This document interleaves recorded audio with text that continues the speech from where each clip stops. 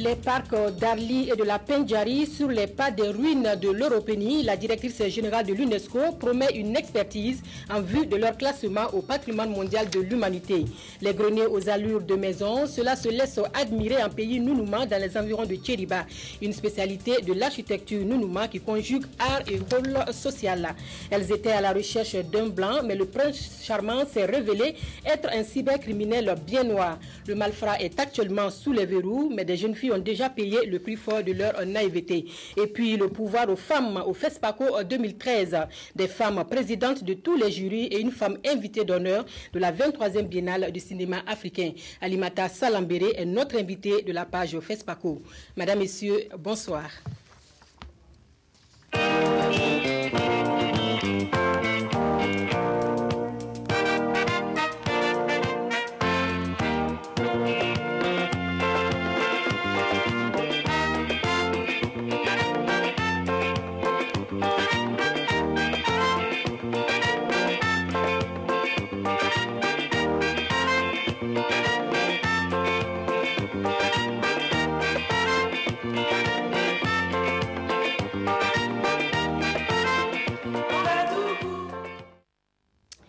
À Ouagadougou, hier, tous les chemins menaient au stade du 4 août pour l'ouverture officielle du 23e FESPACO.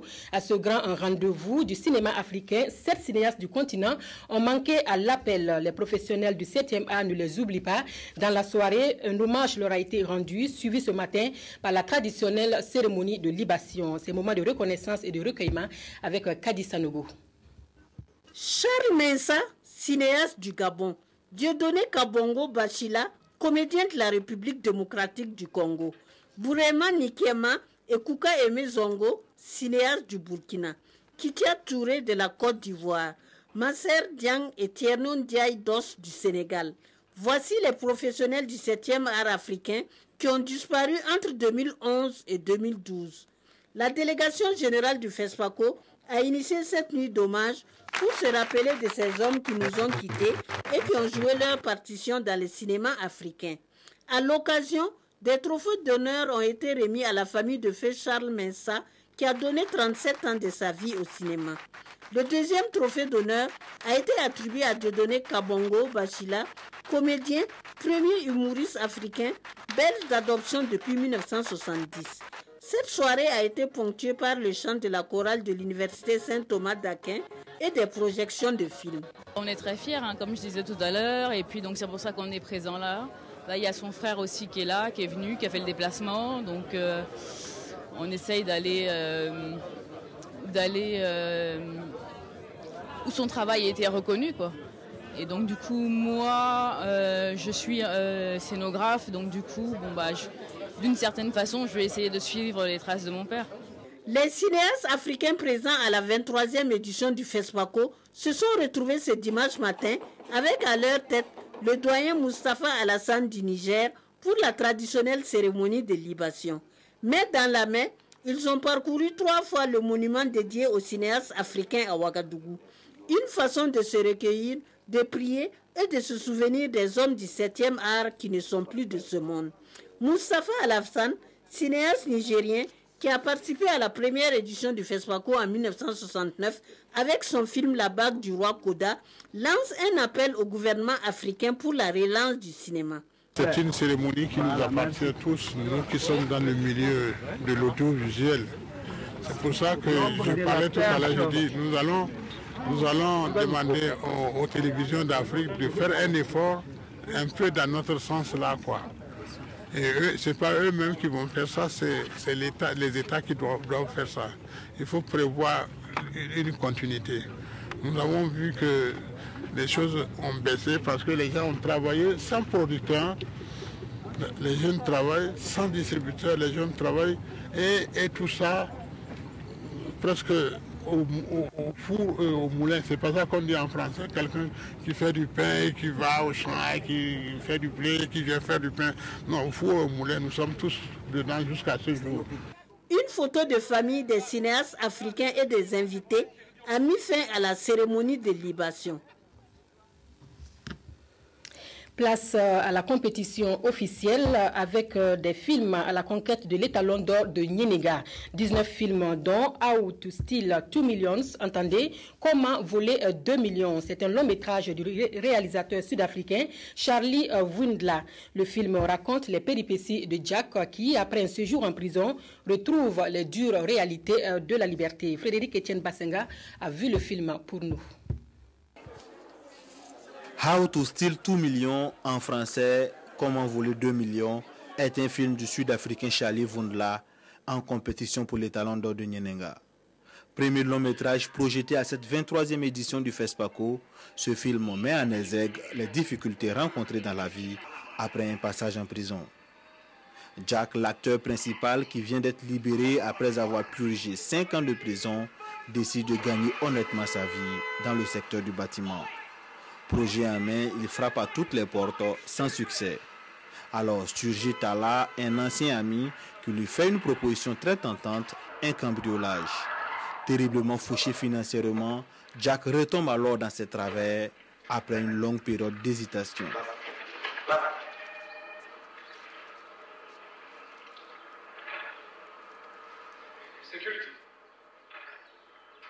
Oui, j'ai quand même compris dans les grandes lignes que c'était une vaste magouille d'un prisonnier qui retombe dans le... qui refait un casse. Et tout le monde trahit tout le monde dans cette affaire-là. Film d'action avec plein de rebondissements et dans lequel la trahison est monnaie courante, How to Steal 2 Millions interpelle sur la vie après la prison.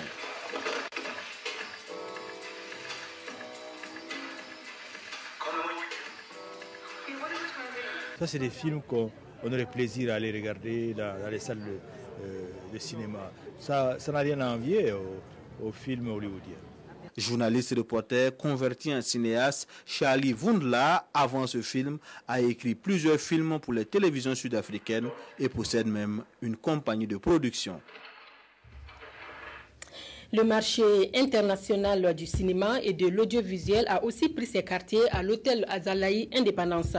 Au stand de la RTB, la préoccupation majeure est la recherche de partenariats pour la diffusion de ces productions. Le lancement de la série télévisée Affaires publiques, 3e saison, intervenue ce dimanche, s'inscrit dans cet objectif. Les explications de Yacouba Gourou. Au marché international du cinéma et de l'audiovisuel, la radiodiffusion télévision du Burkina, avec son partenaire du RAPAF, le réseau de l'audiovisuel public d'Afrique francophone, anime un stand promotionnel. Un espace consacré ici au lancement international de la 3e saison de la série Affaires publiques qui a permis de réunir du monde autour de Pousse Bila et les autres comédiens. J'essaie de prendre rendez-vous, si ça ne marche pas. Mais tapez à la bonne porte, hein? Tapez à la bonne porte là. C'est la secrétaire. Oui, je peux t'aider, mais attends. Dis-moi d'abord. Oui. J'espère que tu ne viens pas ici faire des propositions de partis politiques. Non. Cette série a aujourd'hui conquis les cœurs des téléspectateurs burkinabés de par sa trame d'histoire comique et construite autour des dysfonctionnements de l'administration publique. Le MICA est une plateforme très importante pour positionner Affaires publiques en vue d'avoir toutes les implications nécessaires pour porter cette série au-delà de nos frontières. Aujourd'hui, avec la tenue de la 23e édition du FESPACO, le MICA, le marché international du cinéma et de l'audiovisuel, est une opportunité pour faire la promotion de cette série qui rassemble les Burkinabés autour des préoccupations de leur société. Ce que j'ai vu cet après-midi m'a convaincu que non seulement il faut que l'on puisse pérenniser ce cadre en donnant suffisamment de moyens aux créateurs, mais aussi en faisant en sorte qu'il y ait plus d'ouverture de marché. Aujourd'hui, il faut féliciter l'ensemble des acteurs, mais aussi de tous ceux qui ont travaillé à faire de cette série une réalité. Mais aussi au-delà de cela, travailler à avoir les moyens pour aller davantage plus loin. Entièrement produite et financée par la RTB, la série est à la recherche des perspectives d'ouverture à l'international. Elle pourrait être proposée aux différentes télévisions francophones d'Afrique et du reste du monde. Bonsoir, Madame Alimata Salambéré. Bonsoir. invitée d'honneur du FESPACO 2013. Vous êtes aussi pionnière et surtout la première présidente du festival, du temps où c'était la semaine nationale du cinéma. Alors, qu'avez-vous ressenti en vivant hier l'ouverture du 23e FESPACO? Bien, merci. Comme à toutes les éditions du FESPACO, c'est une grande émotion, mais particulièrement hier où j'étais à l'honneur en tant qu'invité d'honneur, c'était un sentiment de fierté de voir le festival avoir cette envergure-là. Justement, de la semaine nationale du cinéma au festival panafricain, que de chemin parcouru. Alors, est-ce que vous avez imaginé une telle longévité et un tel succès? Pas du tout. Pas du tout, parce que ça fait quand même 44 ans que cette initiative a été prise. Et bon, pour nous, c'était un tremplin pour permettre aux cinéastes qui avaient des productions à l'époque, qui n'étaient pas nombreux, peut-être une dizaine, Samben, Ousmane, Paulin Vieira, Timothée Bassouri de Côte d'Ivoire et Mustapha Alassane qu'on vient de voir. Non seulement en production, il n'y en avait pas beaucoup. Bon, la qualité, je ne peux pas dire que ça laisse à désirer parce qu'à l'époque, c'était quand même des produits très appréciés. C'est vrai que les moyens techniques avec ceux d'aujourd'hui ne sont plus les mêmes. Et même les moyens financiers non plus ne sont plus les mêmes. Donc, à l'époque, bon, c'était pour nous un tremplin pour que ces cinéastes-là qui ont eu le courage de se lancer dans cette aventure puissent montrer leurs films et que les Africains, le continent, puissent aussi profiter de ce que leurs fils cinéastes ont pu faire à l'époque. C'était le premier objectif, permettre aux Africains de voir les images africaines produites par des Africains.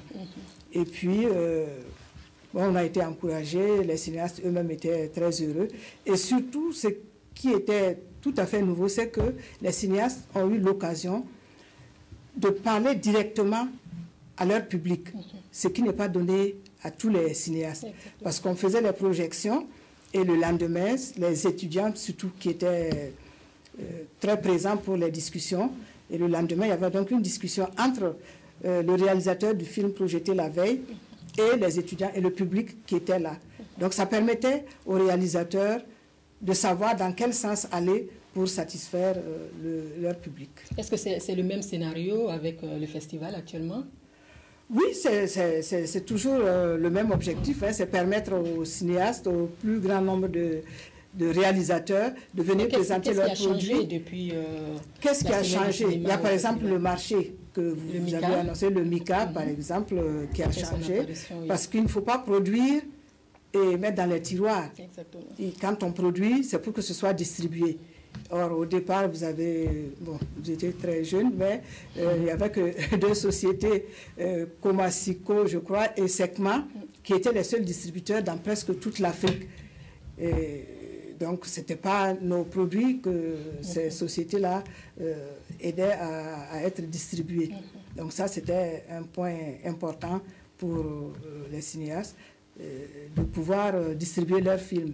Ensuite, il y a l'Union européenne, il y a la francophonie, l'OIF, bon, qui à l'époque s'appelait Agence de coopération culturelle et technique, qui ont contribué vraiment au développement de ce cinéma africain.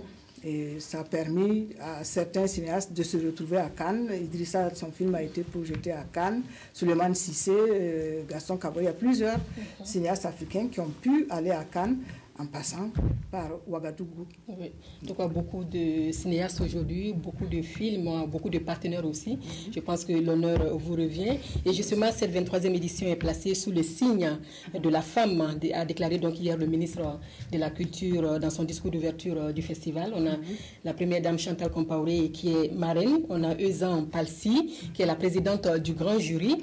Et vous-même qui êtes invité d'honneur. On peut dire que les femmes ont pris le pouvoir à ce 23e FESPACO? Bien, prendre le pouvoir, je ne sais pas, mais en tout cas, je félicite encore une fois les organisateurs du FESPACO qui ont eu cette idée-là de mettre les femmes à cette place-là.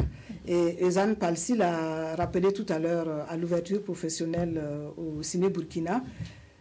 Dans le monde, parce que c'est quand même une grande réalisatrice. Je rappelle que c'est elle qui a réalisé Rue Casse-Nègre et Une saison blanche et sèche. Donc, elle a parcouru beaucoup de festivals. C'est la première fois que les femmes, voilà, c'est une femme d'expérience, la première fois que les femmes sont à l'honneur et elle demande qu'on en profite et elle félicite le Burkina d'avoir eu cette idée-là et elle souhaite que ça puisse faire tache d'huile. Mais comment vous avez accueilli cette désignation en tant qu'invité d'honneur quand on sait que vous êtes la première femme, si je ne m'abuse, et surtout le premier Burkinabé justement à être désigné à ce poste-là? On se rappelle de Manu Dibango, qui est camerounais, on peut citer Elika Bokolo. Oui. Voilà. Qui était au dernier, qui était le. Je me rappelle pas qu'il y a déjà eu une femme. Non, c'est la première fois qu'il y a une femme invitée d'honneur. Et pas de Burkinabé non plus avant. Burkinabé non plus, c'est vraiment la toute première fois et j'en suis très honorée, je suis très fière pour ça. Et tout à l'heure, à l'ouverture professionnelle, on m'a manifesté un tel respect, une telle chaleur que j'ai été troublée avant de faire mon intervention. Donc, c'est vous dire que j'ai été très touchée par cette distinction-là, que je partage avec les pionniers, quelques-uns qui sont encore vivants et malheureusement ceux qui ont disparu. Je partage cette distinction avec eux, mais surtout avec vous autres, les femmes de la communication. Je partage cette distinction avec Merci beaucoup au nom de toutes les femmes de la presse. Alors on pourra dire que le pouvoir sera effectivement féminin quand on aura notre compatriote Apolline Traoré qui présente un film au Grand Prix du festival Les Talons d'Or de Niénéga. Si elle parvenait justement à monter sur le podium. Vous la connaissez? Vous avez vu le film? Je n'ai pas encore vu le film, mais je me réjouis du simple fait de savoir qu'il y a une femme de surcroît burkinabé qui a un film en compétition. Et si je me trompe, je crois que c'est le seul film burkinabé en compétition. Oui, donc vous comprenez que bon, c'est dommage qu'il n'y ait pas d'hommes, mais d'un autre côté, je me dis que quand il n'y a pas de femmes, personne ne s'en émeut. Oui. Donc maintenant qu'il n'y a qu'une seule femme, ben, c'est tant mieux aussi. Il faut applaudir. Une fois, je crois qu'il faut applaudir et puis un peu, cette fois-ci, les hommes vont sentir la frustration que les femmes ont quand elles ne sont pas présentes aussi. Et je voudrais rappeler en passant que justement, lorsque j'étais directrice générale de la culture et de la communication à la francophonie, j'avais obtenu qu'on instaure le prix du film de femmes au Festival de Montréal pour permettre aux femmes réalisatrices d'acquérir l'expérience très rapidement pour pouvoir se mettre au même niveau que les hommes. Et j'avais insisté à l'époque pour dire que je ne voulais pas qu'on fasse une compétition spéciale femmes tout le temps. Oui. On le fait juste pour un temps, pour leur permettre de faire leurs armes, si j'ose dire, et de parvenir. Et je vois que maintenant ce prix a disparu. C'était mon souhait lorsqu'on l'a instauré. J'ai dit que je souhaitais que ce prix disparaisse rapidement. Ça a disparu, c'est tant mieux. Ça veut dire que les femmes ont atteint un niveau tel qu'elles peuvent compétir en même temps que les hommes. Alors revenons donc au thème du FESPACO, qui est cinéma africain et pouvoir politique en Afrique. Comment est-ce que vous appréciez ce thème et comment faire en sorte que la politique soit au service du cinéma africain? Bien, pour ce qui est du Burkina Faso, bon, je ne vais pas dire qu'il ne faut pas enfoncer des portes déjà ouvertes, mais je pense que le Burkina Faso a déjà beaucoup fait en matière de politique publique dans le domaine du cinéma. La preuve, c'est le FESPACO. Je rappelle tout simplement qu'en 1969, lorsqu'on a instauré cette manifestation, le Burkina n'avait aucun film de fiction. Les seuls films qui existaient, c'était les films de reportage qui étaient réalisés, des documentaires qui étaient réalisés du reste par un coopérant français du nom de Serge Ricci avec Feu Tchombiano Isaka, qui était son caméraman. C'était les seules productions qui existaient. Mais on n'avait aucun film de fiction qu'on pouvait présenter en tant que tel. C'est seulement en 1972, avec Jim Kola Mamadou, qu'on a eu notre premier long métrage. Donc vous voyez, le Burkina finançait le festival pratiquement en totalité, sans avoir un seul film, pour permettre aux autres cinéastes africains. Donc vous voyez, le Burkina, et depuis, ça a continué jusqu'à maintenant. Il y a la problématique des salles de cinéma. Les salles de cinéma, ça c'est venu après. Et c'est dans tous les autres pays, mais au Burkina quand même, on peut se féliciter d'avoir encore quelques salles de projection. Ailleurs, presque toutes les salles ont fermé. J'entendais une anecdote ce matin, quelqu'un qui disait que ça garde les poulets et les canards, les anciennes salles de cinéma. C'est dommage, et je pense que lors du colloque qui va se tenir, les réflexions vont se mener pour faire des propositions concrètes aux politiques afin que dans chaque État, on puisse prendre une décision de politique publique, de politique dans le domaine du cinéma, dans le domaine de la culture d'une manière générale et particulièrement dans le domaine du cinéma. Parce que le cinéma est un outil de formation aussi en même temps. Sambène le disait, c'est une école du soir, le cinéma. Selon les thèmes qu'on traite.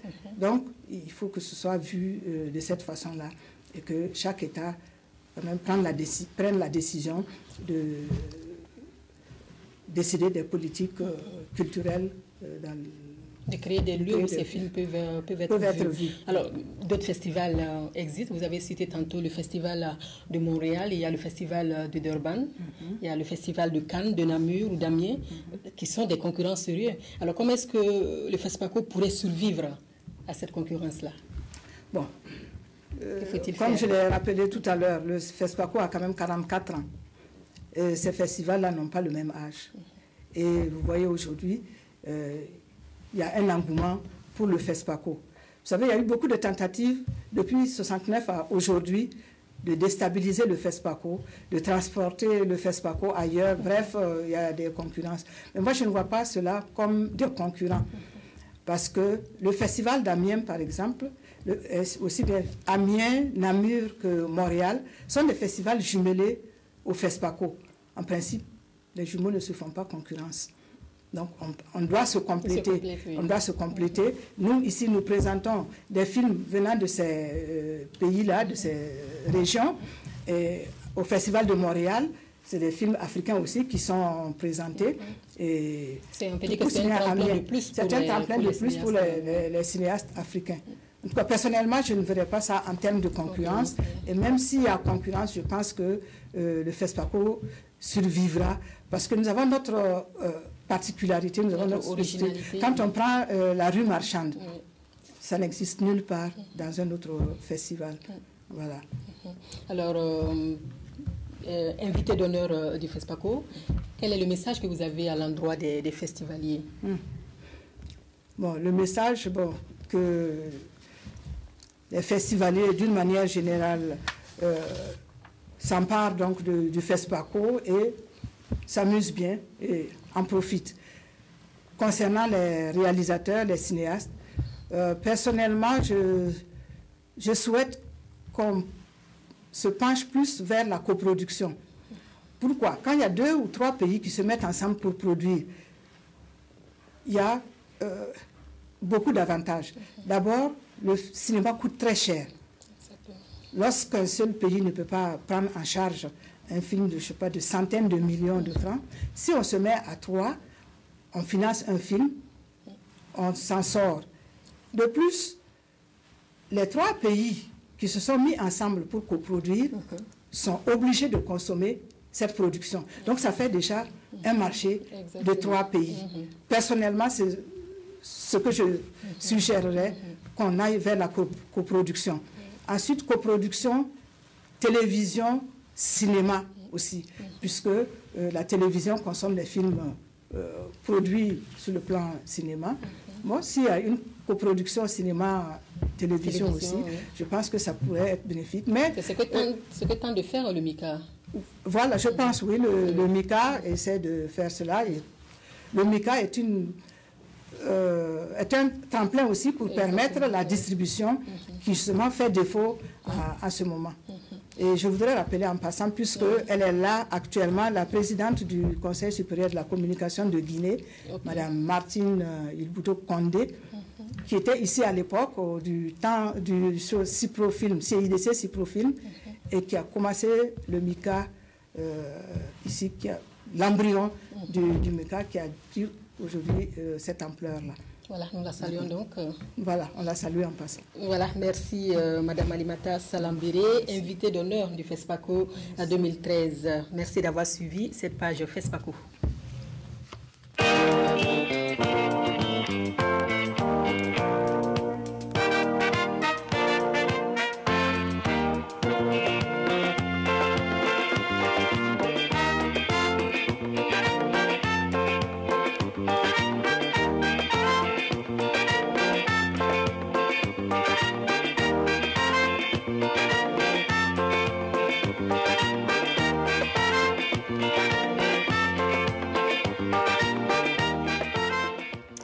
L'UNESCO pour l'inscription des parcs d'Arli et de la Pendjari comme patrimoine de l'humanité. L'institution des Nations Unies en charge de l'éducation, des sciences et de la culture va appuyer le projet par des expertises. Déjà inscrites au patrimoine, les ruines de l'Europénie bénéficieront aussi d'un accompagnement. L'éducation, la gestion de l'eau seront, elles, appuyées par des formations techniques et professionnelles. Ces futures actions de l'UNESCO ont été présentées à la presse par la directrice générale de l'UNESCO en fin de ce jour dans notre pays. C'est un reportage de Karim Namwanou.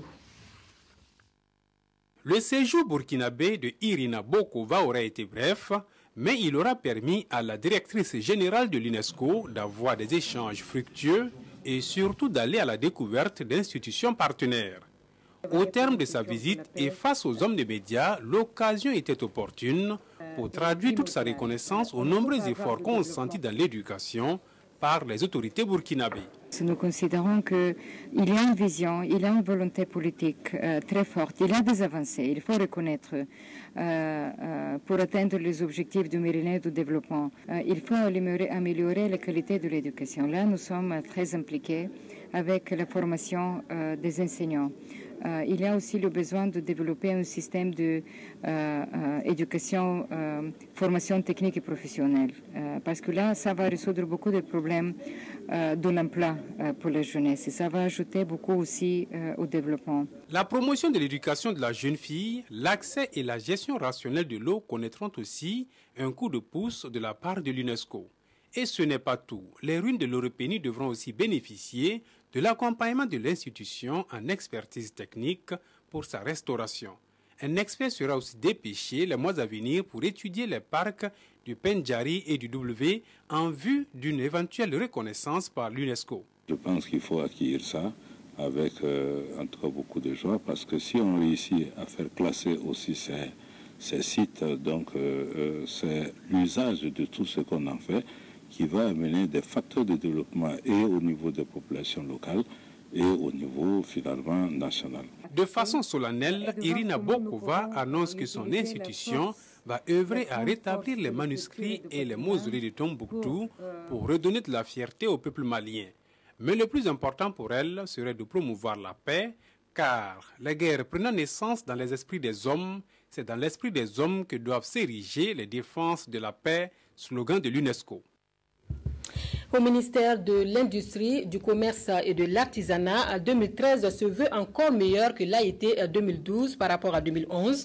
Les bilans et les perspectives de ce département sont passés en revue dans la capitale économique à Bobo-Dioulasso. Les membres statutaires et les différents partenaires du conseil d'administration du ministère en charge de l'Industrie, du Commerce et de l'Artisanat placent 2013 sous le signe de l'efficacité. Une performance qui leur impose d'être en phase avec les référentiels en vigueur dans le secteur. Aradi Sandamba.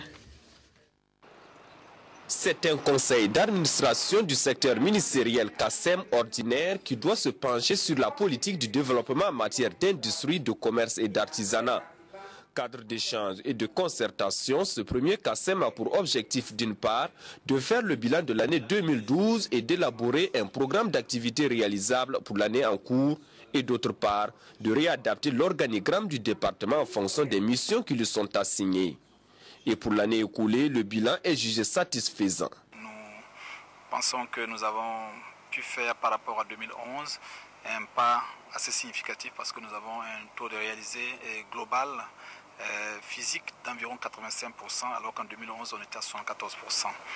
Sur la partie financière, bon, nous sommes à peu près à 98%. Donc, mais je pense qu'il y a un effort à faire pour une meilleure coordination des activités au niveau du département et une meilleure synergie entre les directions pour avoir beaucoup plus d'efficacité. Le choix de Bobo Dioulasso pour cette rencontre du ministère de l'Industrie, du Commerce et de l'Artisanat n'est pas fortuit. C'est encore pour donner un signal assez fort au niveau des acteurs économiques et aussi saisir cette opportunité pour visiter, encourager et soutenir nos acteurs économiques.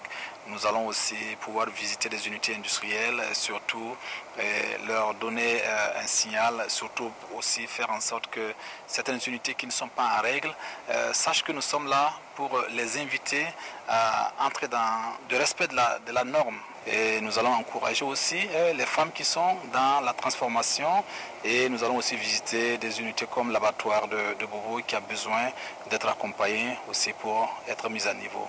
Au-delà de ce programme d'activité, ce CACEM se tient dans un contexte d'harmonisation des différents référentiels en vigueur en matière d'industrie, de commerce et d'artisanat.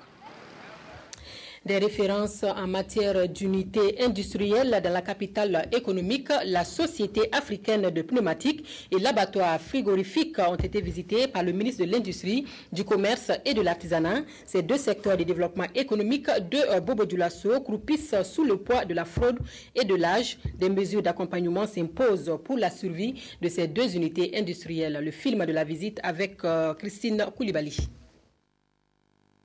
Première étape de cette visite du ministre de l'Industrie, du Commerce et de l'Artisanat, la Société africaine des pneumatiques SAP. Une société créée en 1974 par Michelin et reprise plus tard par un groupe d'investisseurs burkinabés. Avec un chiffre d'affaires de 4,5 milliards de francs CFA en 2012, l'entreprise est pourvoyeuse d'emplois à hauteur de 336 postes, mais fait face aujourd'hui à la fraude et à la contrebande qui limitent ses performances. Si nous avions quelques accompagnements supplémentaires dans la lutte contre la fraude, et je crois que vous avez vu la couverture de la destruction des chambres à Ouaga, si nous avions un accompagnement beaucoup plus solide, nous pourrions engager au moins 150 personnes encore. Malgré cette situation, la SAP qui a bénéficié du programme de restructuration et de mise à niveau donne aujourd'hui des motifs de satisfaction. Il était bon que nous puissions donner un signal fort de soutien à des efforts qui sont menés au sein de cette unité par le président Lazare Soré depuis plus d'une vingtaine d'années. Donc aujourd'hui, il a donné l'exemple de comment il faut être un président qui a de la vision, qui sait soutenir le développement et qui sait utiliser les ressources comme cela est prévu, parce que nous l'avons accompagné avec le programme de restructuration des entreprises en difficulté. Donc c'est un exemple que je voudrais citer et inviter les autres industriels et tous ceux qui ont pu bénéficier de notre programme de restructuration à emboîter cet exemple. L'abattoir frigorifique de la ville de Sia a également retenu l'attention de Patende Arthur Kafando. Comme vous pouvez le constater, c'est un abattoir qui est un peu vieillissant aujourd'hui. Au niveau de l'infrastructure, ça a besoin d'être repris. Et le gouvernement a déjà, à travers le ministère des Ressources animales et puis halieutiques, prévu une ligne budgétaire pour la reprise de l'infrastructure. Mais vous savez que tout, ce n'est pas l'infrastructure. Il y a également le manque de statut dont souffre la structure qui date de 1962 et une taxe qui limite son fonctionnement. Ça fait 34 ans qu'on applique les mêmes taxes. Et vous savez, il y a eu la dévaluation, il y a eu d'autres, le surenchement de certains produits. Pendant ce temps, le coût du kilo a augmenté, triplé. Et ils payent les mêmes taxes. Donc, nous sommes dans les difficultés pour pouvoir rentrer et résoudre le problème quotidien qu'on a. Il y a l'électricité qui a augmenté, l'eau a augmenté. Malgré toutes ces difficultés, l'abattoir frigorifique de Bobo Dioulasso, de l'avis des spécialistes, met sur le marché des produits sains et de bonne qualité, chose que le ministre a saluée tout en prenant l'engagement de porter à qui de droit les préoccupations du personnel. À Koudougou, au même moment, l'Agence nationale pour l'emploi tenait sa première conférence des cadres de l'année 2013. L'harmonisation des concepts et des outils de gestion des marchés, de l'emploi et de la formation est la préoccupation à l'ordre du jour. Les cadres veulent ainsi mettre en place des sessions de renforcement de leurs capacités. Kadi Ouattara, c'est Sylvestre. Réunis dans cette salle de conférence de la mairie de Koudougou dans le Boultiemde, les cadres de la MPE, l'Agence nationale pour l'emploi ont bénéficié de 2 jours de travaux destinés à renforcer leurs capacités d'encadrement. Nous voulons nous inscrire dans une démarche d'auto-formation, en vérité, de l'ensemble des cadres, mais aussi dans une démarche d'information sur les stratégies publiques de développement. Première conférence au titre de l'année 2013, c'est aussi un cadre de concertation pour assurer la pleine implication des cadres dans l'atteinte des objectifs de la MPE. Nous voulons nous inscrire dans une démarche d'inscription parce que nous avons constaté que la plupart des cadres n'étaient pas suffisamment référés à la stratégie nationale du gouvernement. Et en l'occurrence ici, il s'agit de la SCAD, la stratégie de croissance accélérée de développement durable. Et c'est une occasion que nous saisissions pour naturellement nous approprier cette stratégie afin de mieux traduire tout cela en action sur le terrain, donc pour la promotion de l'emploi et de la formation professionnelle. À l'issue de cette rencontre, il est attendu des cadres qu'ils maîtrisent l'ensemble des concepts, des outils et des indicateurs en matière d'emploi et de formation professionnelle.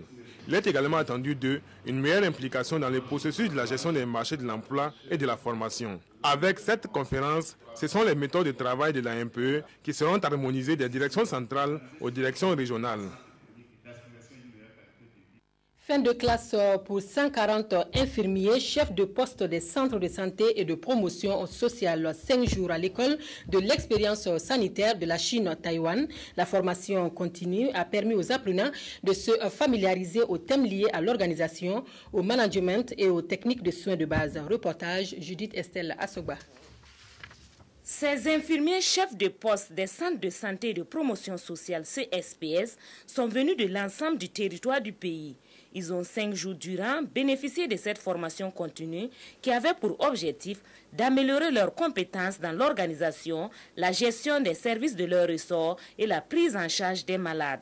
Un objectif qui a été largement atteint selon les initiateurs. Vous savez, chaque jour on apprend toujours, il y a de nouvelles techniques qui sont découvertes, qui sont mises en œuvre dans certains pays dont nous n'avons pas connaissance ici. Et je crois que le rôle de la formation continue, c'est de mettre à jour les connaissances de nos différents acteurs qui sont sur le terrain afin qu'ils soient plus aptes à apporter des soins de meilleure qualité dans leur poste. Au cours de cette session, les participants ont allié théorie et pratique et bénéficié de l'expérience de leurs collègues de la Chine-Taïwan. Pour le chef de la mission médicale taïwanaise, il s'agissait là d'une coopération bilatérale gagnant-gagnant. En Burkina Faso, le ICP ici s'occupe beaucoup de choses. Mais chez nous, il y a des systèmes de référence. C'est plus fort qu'ici. Donc, si c'est comme ça, les ICP sont très importants en Burkina. On doit renforcer beaucoup de connaissances pour élargir leur capacité, leur habilité de prendre soin pour les malades du paysan. Satisfaits au sein des bénéficiaires qui repartent nourris de nouvelles connaissances. Ils se disent aptes à les mettre en pratique pour le bien-être des patients. Nous avons abordé un module portant sur la planification et aussi l'organisation des équipes de santé. Donc ces 5 jours ont été d'un apport très important. Cette formation nous a permis de consolider nos acquis et ça nous a permis de partager l'expérience des Chinois aussi. Et cela est vraiment un facteur positif qui nous permet d'associer des facteurs positifs pour progresser davantage dans le domaine de la santé. Cette formation qui s'achève est la 5e du genre et ce sont au total 450 agents de santé qui ont été formés grâce à ce partenariat. Le ministre de la Santé a de ce fait remercié la République de Chine-Taïwan pour tous les efforts consentis dans le domaine de la santé au Burkina Faso. Dori, dans l'attente des festivités du 11 décembre 2013, le flambeau a été remis, souvenez-vous, le 12 décembre dernier aux autorités et forces vives de la région du Sahel. Des autorités et forces vives qui mesurent l'importance de la tâche à elles confiée dans le chef-lieu de la région. La réussite de la commémoration de la fête nationale hante déjà les esprits. C'est un dossier de Symphorien Somda.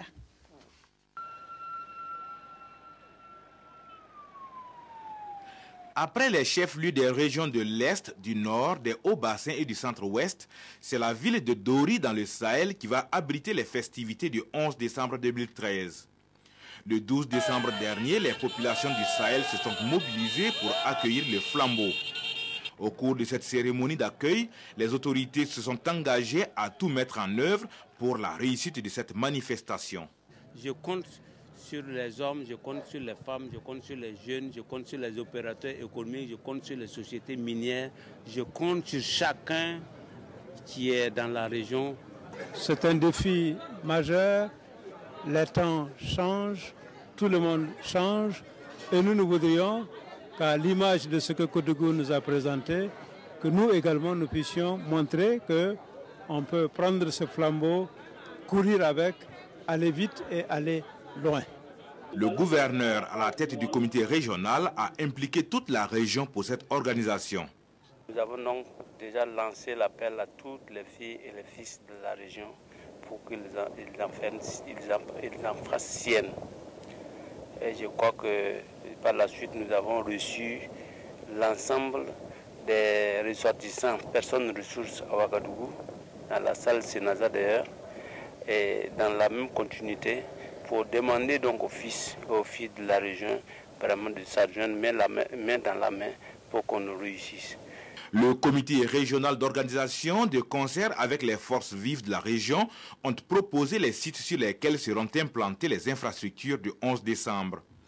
Ici, à la sortie de Dori, sur l'axe Mena à Seba, à quelques encablures du 11e régiment d'infanterie commando, sera bâti le pied-à-terre du président du Faso.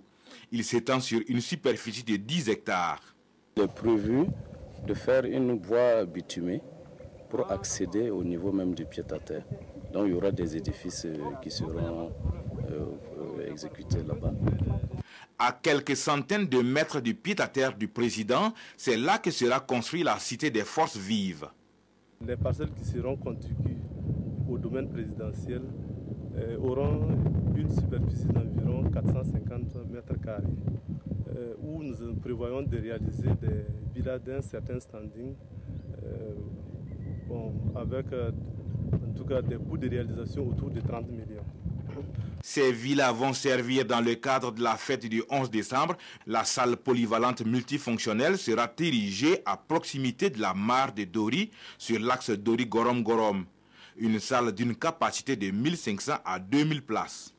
L'aire du défilé est aussi située à la sortie de Dori sur l'axe Dori-Gibo. Il est prévu la construction, le dressage de la tribune officielle. Juste à la limite, après la limite du lotissement. Donc en même temps, on vient de parcourir la voie du défilé. Le défilé va se passer sur cette voie. Nous sommes sur la route nationale 23, Gibo-Dori. Donc c'est une section de la route qui sera bitumée jusqu'à environ 4 km, jusqu'à l'ENEP, puisque nous avons l'ENEP qui est un peu plus devant. Et là, la tribune sera dressée à ce niveau-là, sur une longueur de 300 mètres. Dans la ville, il est prévu la construction des routes revêtues de bitume sur 15 km. Ces voies sont déjà identifiées et respectent le plan communal de développement. L'hôtel administratif est déjà disponible. Une bâtisse de 2 niveaux avec une cinquantaine de bureaux pouvant accueillir 6 directions régionales. Cette infrastructure a été réceptionnée, c'est-à-dire la réception provisoire a été faite déjà il y a environ 3 mois. Et les démarches en cours maintenant, c'est comment occuper cette infrastructure.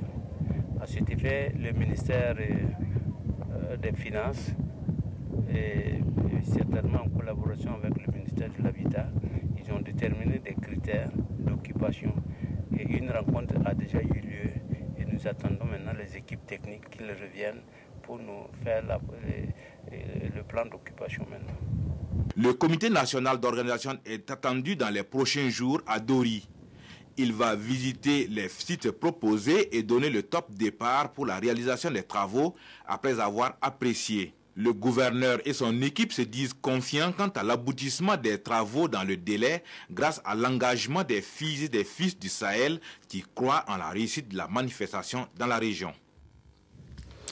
Recherche ouagalaise pour une relation devant aboutir au mariage. Méfiez-vous de ce genre d'annonce sur la toile.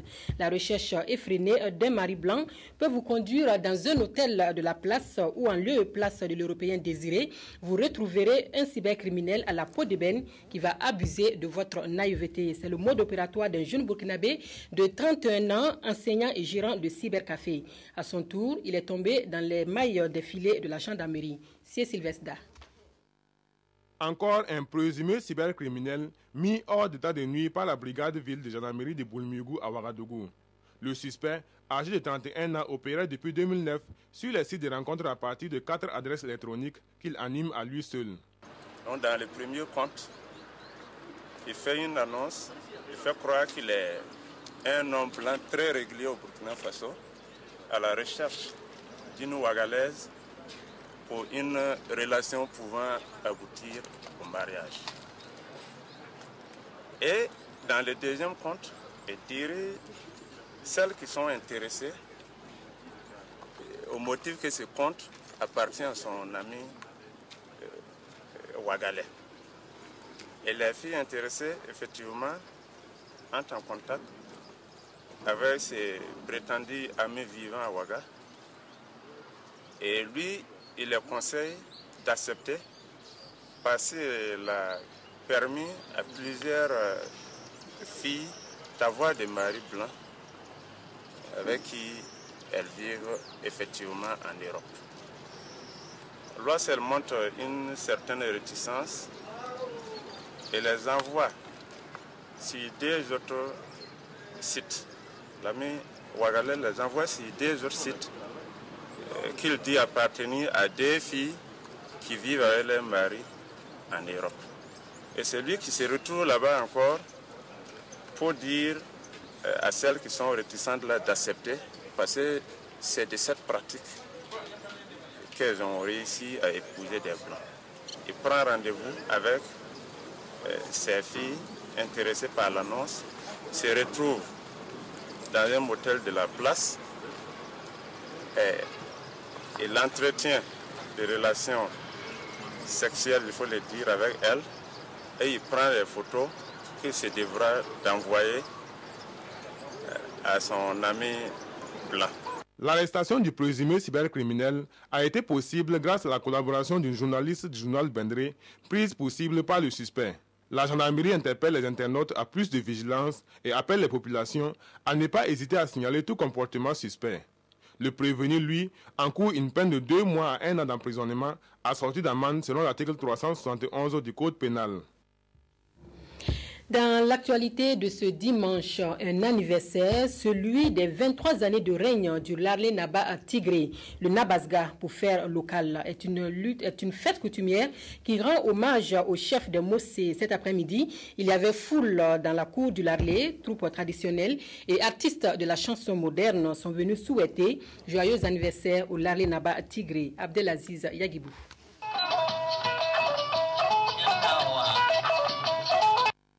Du haut de ses 23 ans de règne, l'occupant du trône du Larlé progresse au pas d'un devoir de mémoire. Tout en ravivant la flamme de la tradition laissée par les devanciers, le Larlé Naba veut, à travers ce rite devenu annuel, préserver un riche pan culturel pour les générations présentes et futures. Hommage solennel aux ancêtres, réjouissance populaire, les visiteurs ont pu s'abreuver à cette source intarissable qu'est la tradition.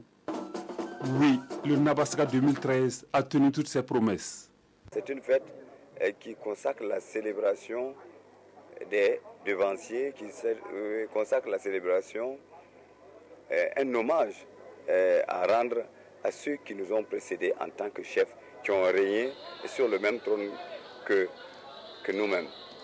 Et à cette occasion, on fait des immolations et sur les tombes de ces devanciers, on leur sollicite la santé, la paix, la prospérité pour nous-mêmes, notre famille, notre communauté dont on a la charge au nom de Sa Majesté le Moro Naba. 23 ans au service de la tradition, mais aussi 23 ans de combat pour l'épanouissement des plus démunis. Le Larlé Naba Tigré veut être davantage utile à ses concitoyens. Cette édition vraiment et je la place sous le signe vraiment de ma reconnaissance infinie au président Blaise Compaoré, ma reconnaissance infinie au Premier ministre, ma reconnaissance infinie au Moro Naba, ma reconnaissance infinie au peuple. Et pour ce faire, j'ai décidé d'apporter de l'emploi à des jeunes et à des femmes dans la région du centre, dans l'unité que j'ai montée avec le soutien d'amis et aussi avec d'amis étrangers qui sont en passe de nous soutenir. Ces temps forts du Nabasga ont donné de nombreux invités venus magnifier le trône du Larlé et louer la combativité de l'occupant actuel. Il est l'exemple type de celui qui a su faire la synthèse entre les valeurs traditionnelles et la modernité. Parce qu'il n'y a pas de contradiction entre nos valeurs culturelles, la chefferie et puis les exigences du monde moderne. Et le Larlé Naba donc a toujours su promouvoir sa culture et tout en ayant un esprit très ouvert sur le monde. Mais c'est aussi une personnalité politique et également aussi quelqu'un qui a beaucoup d'initiatives sur le plan économique. Vous savez très bien qu'il travaille beaucoup à la promotion de certaines essences qui avaient pratiquement disparu dans notre consommateur habituel comme le bananites et d'autres. Donc c'est tout cela qui explique ma présence. Et le témoignage donc de notre amitié et celui de tout le gouvernement. Véritable cadre d'expression d'une diversité culturelle, le Nabasga 2013 a donné à voir du spectacle offert par une quinzaine de troupes traditionnelles, dont celle venue du Mali. Et le sensationnel nous vient de cette démonstration mystérieuse faite par la troupe des Dozo. Un alliage du traditionnel et du moderne pour terminer en apothéose cette fête traditionnelle dont la célébration s'est étendue sur 3 jours.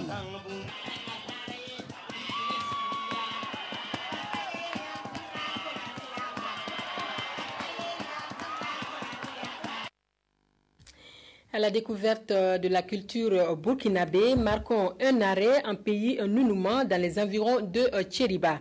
Leur bâtisse ne passe pas inaperçue, une architecture d'un savoir-faire hors pair, des greniers aux allures de maisons qui témoignent de l'art, mais aussi du rôle social de ceux qui en possèdent.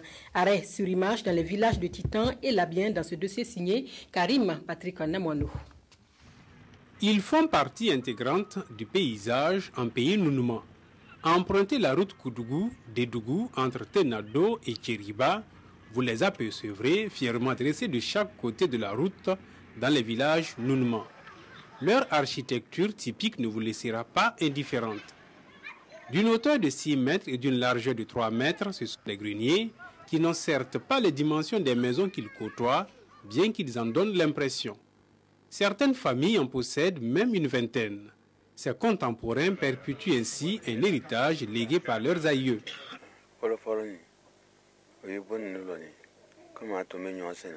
Avant là, on appelle un coin pour là où on pouvait le mille. Donc les vieux se sont réunis, s'entendent, prennent des briques, venir déposer.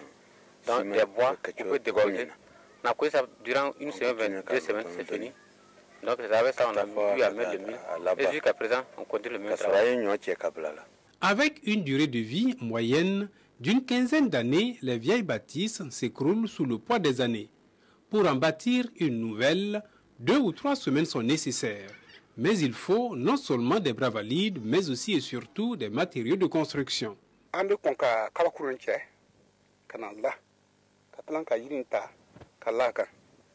Nous posons d'abord les gros cailloux, ensuite une rangée de bois secs et une autre rangée de bois brûlés. Enfin, c'est la construction.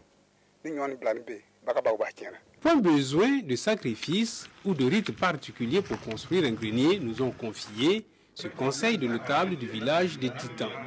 Mais requérir l'aval du chef de terre est nécessaire. Décorés ou pas, petits, moyens ou grands, ces greniers ont tous la même fonction. Conserver à l'abri des termites, du soleil et de la pluie, mil, maïs, riz, arachides et bien d'autres céréales. Dans une concession, jeunes, hommes, femmes et personnes du 3e âge peuvent disposer d'un ou de plusieurs greniers. Il y a des greniers pour la famille, mais il y a des greniers individuels, puisqu'il y a des petites parcelles. Après les travaux sur le grand champ, chacun va se débrouiller dans sa petite parcelle et il a son grenier à côté. En pays Nounouma, même si les femmes sont pour la plupart des ménagères aux petits soins de leur famille, elles disposent tout de même de parcelles pour l'agriculture. Les fruits de leur labeur sont conservés dans leur propre grenier et non ceux des hommes, même s'ils en sont les bâtisseurs. Un homme peut avoir 2 ou 3 épouses. Si nous avons un grenier commun, des disputes peuvent naître. Surtout que entre nous femmes, il y a souvent des jalousies. Voilà pourquoi chaque femme a son grenier. Ces greniers ont un rôle social important. Plus vous en disposez, plus généralement vous êtes perçus comme de valeureux agriculteurs et moins vous en avez, moins l'on vous encense. Chaque grenier possède 3 ouvertures, une sur le toit et 2 autres sur le flanc. En plus de favoriser l'aération, elle facilite l'accès aux céréales pour le repas quotidien.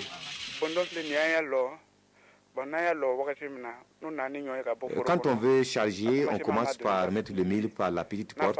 Au fur et à mesure que le grenier se remplit, on passe par la grande porte. Pour la consommation, c'est tout à fait l'inverse. Ces greniers témoignent à petite échelle de la quête architecturale du peuple Nounma pour leur bâtisse, peu importe la fonction. Ainsi donc, les besoins sociaux peuvent favoriser l'éclosion de talents cachés. L'art n'a pas d'âge ni de sexe. Seule la passion l'emporte pour qui décide de s'exprimer. C'est le chemin emprunté par Awa Yamego, artiste plasticienne autodidacte, qui a décidé de se consacrer et vivre de sa passion. Sa persévérance paye aujourd'hui avec la reconnaissance de ses œuvres à l'étranger et la création au quartier Somgandé de Ouagadougou de la galerie Wanem Manègre. Aujourd'hui, Awa Yamego est la présidente des artistes plasticiennes de l'Afrique subsaharienne. Son portrait avec Boukari Ouedraogo. La sémiologie des couleurs n'a plus de secret pour Awa Yamego, elle qui manipule avec dextérité le pinceau. L'amour pour l'art a commencé dès sa jeune enfance et à force de persévérance, elle a gravi les échelons sans toutefois passer par une école d'art. Son premier contact avec le pinceau remonte en 1992 et c'est en 1997 qu'elle a produit son premier tableau que voici. Un tableau qui trône majestueusement dans sa galerie et l'artiste dit ne jamais s'en séparer. Malgré les péripéties liées au métier, Awa Yamego a décidé de s'y mettre de façon professionnelle seulement qu'en 2003. C'est à 44 ans que j'ai décidé de tout laisser pour me consacrer à la peinture. Donc vous comprenez, mais à son âge là, comment elle peut prendre de telles décisions? Mais je vous avoue que ce qui a fait que je tiens, et je sais que je vais aller au bout de mes projets, c'est la passion de la chose.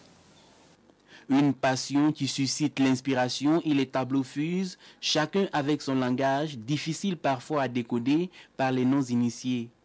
Mais devant ses œuvres, Awa Yamego sait bien rendre le message qui se cache derrière ces mélanges de couleurs.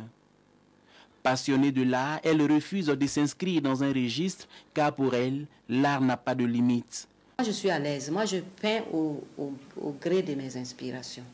Quand je peux passer du figuratif à l'abstrait, de l'expressionnisme, moi, je laisse libre cours aux gens de me cataloguer. De l'abstrait au figuratif en passant par l'art décoratif, l'essentiel pour Awa Yamego, c'est d'avoir du bonheur et surtout d'en donner à ceux qui en ont besoin. Aujourd'hui, je ne brasse pas de millions, je ne gagne pas peut-être comme il faut dans ce que je fais, mais je pense que je suis plus épanouie que certains qui touchent des millions. Aujourd'hui est un jour exceptionnel pour Awa Yamego qui a troqué sa tenue de travail en tenue d'appareil pour cause. Cette journée marque l'ouverture de sa galerie Wanem Manègre. Pour l'occasion, la présidente du Conseil supérieur de la communication, à défaut de peindre un tableau, s'est contentée de quelques mots, mais qui trouvent ici leur signification. Oui, ce sont des œuvres qu'on pourrait comparer, comme l'a dit quelqu'un tout à l'heure, à des œuvres d'artistes historiquement connus comme Picasso, parce que ce n'est pas des œuvres naïves, c'est assez abstrait, et c'est assez profond du point de vue de leur signification.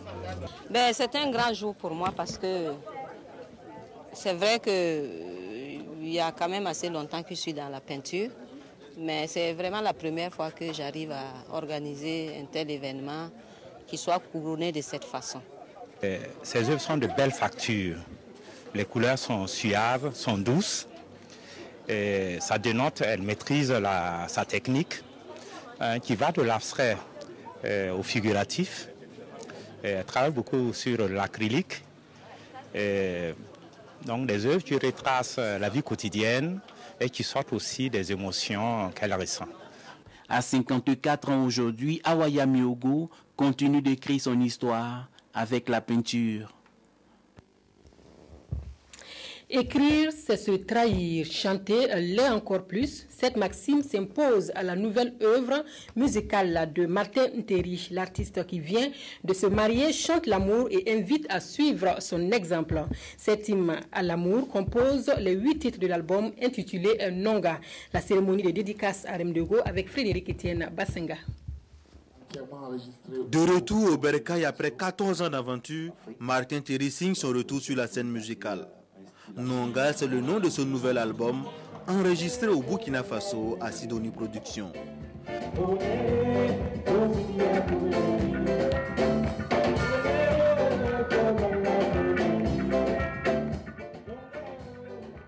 Dans cet album constitué de 8 titres, l'artiste aborde les thèmes relatifs à l'amour, aux problèmes que rencontrent les enfants en Afrique, à l'alternance politique à la tête des États africains et à l'immigration clandestine. Nonga, c'est le morceau, ça veut dire mon amour, amouri. Donc Nonga pour dire, vous voyez que je viens de me marier, c'est sûr. Donc c'est pour dire à tous les amoureux que ce que nous avons dans notre cœur, il faut l'exprimer. Donc pour ceux qui ne se sont pas encore décidés de se marier ou d'avoir une copine, c'est le moment pour dire danser au son de Nonga. Voilà. En live, l'artiste a donné un aperçu de cet album à la presse et au monde du showbiz venu le soutenir.